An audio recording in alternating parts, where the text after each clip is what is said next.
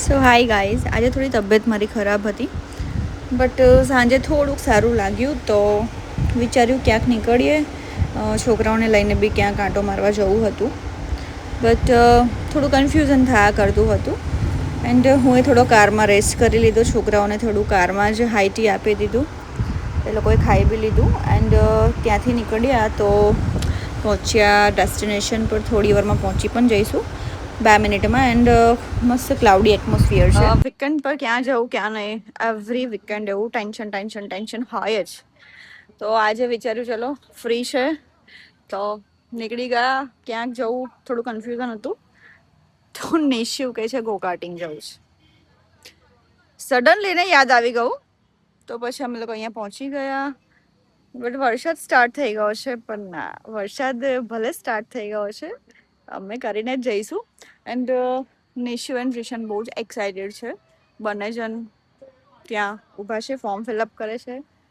And હું એટમોસ્ફિયરની મજા લઉં છું. હું પોતે બહુ જ એક્સાઇટેડ છું, કેમ કે બહુ ટાઈમ પછી અમે લોકો ગોકાર્ટિંગ આવેલા છે. એન્ડ હવે એવું લાગે છે કે મહિનામાં 1-2 વાર આવવું પડશે. નિશિવ તો અમને અહીંયા ખેંચીને લઈને આવશે જ. એન્ડ હવે એ લોકો મોટા થાય એટલે હવે એમની ફેવરેટ જગ્યા પર અમારે જવું પડશે. સો હું સૌથી વધારે એક્સાઇટેડ છું કે નિશિવના શું રિએક્શન હશે બેઠા પછી, એન્ડ કેવું ડ્રાઈવ કરે છે, ફાસ્ટ સ્લો. ક્યારનું મને એવું થાય છે કે બસ ફટાફટ બેસી જાય. તો પછી હું થોડા ફોટો વિડીયોઝ પણ સ્ટાર્ટ કર્યા ક્લિક કરવાના. એન્ડ અહીંયા રિસેપ્શન પરથી ફોર્મ લીધું. એન્ડ દેન અમે લોકો પહોંચ્યા. ત્યાં આગળથી અમારે હેલ્મેટ ને બધું કલેક્ટ કરવાનું હતું.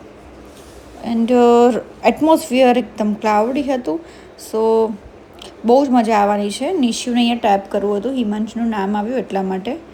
પછી રિશનને એવું હતું કે હું ડેડી સાથે જ જાઉં, બટ એને હેન્ડલ કરતાં કરતાં મને બહુ અઘરું પડી ગયું આજે, કેમ કે નિશિવ હિમાંશુ સાથે જાય એટલે એને એવું જ હોય કે હું પણ હિમાંશુ સાથે જ જાઉં. એન્ડ બહુ તકલીફ પડી જાય છે આ વસ્તુમાં. આ રેડી થાય છે તો રિશન વિચારે છે મારો ટર્ન, બટ બિચારાનો ટર્ન નહીં આવ્યો. આ બંને જણ જતા રહ્યા. એન્ડ હું એને આ હેલ્મેટ ટ્રાય કરાવ્યું, બટ નહીં આવ્યું. ઇન બિટવીન અમે લોકો ઊભા આ લોકોના ફોટો વિડીયોઝ લેવાના સ્ટાર્ટ કર્યા. એન્ડ હું વેઇટ કરતી હતી મારો. દેન રિશાને મારી બાજુમાં બેસાડી દીધો. એન્ડ એ બહુ જ ખુશ હતો. ઇવન એ પોઝ પણ આપતો હતો વિડીયોઝ લેવા માટે. એન્ડ એના માટે તો આ બધી વસ્તુ ફર્સ્ટ ટાઈમ છે. સો બહુ જ મજા આવી. કિડ્સને લઈને એટલીસ્ટ 1 મહિનામાં 1 વાર તો જવું જ જોઈએ. સૌથી વધારે મજા આવી અમને વેધરને એન્જોય કરવાની. એન્ડ નેક્સ્ટ આ લોકો એક કેટ સાથે રમવામાં લાગી ગયા હતા. સો ગાઈઝ, હવે અમે લોકો જઈશું ડિનર માટે. C you in my next vlog. Bye bye.